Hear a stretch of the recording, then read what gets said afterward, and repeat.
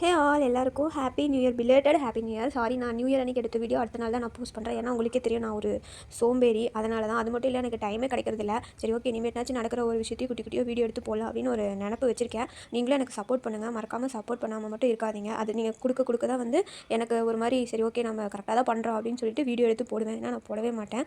சரி, ஏதோ ஒன்று சாதிப்போம் இந்த விஷயத்துலனாச்சு அப்படின்னு சொல்லி தான் வந்து ட்ரை பண்ணிகிட்ருக்கேன். எல்லாருமே எனக்கு சப்போர்ட் பண்ணுங்கள்.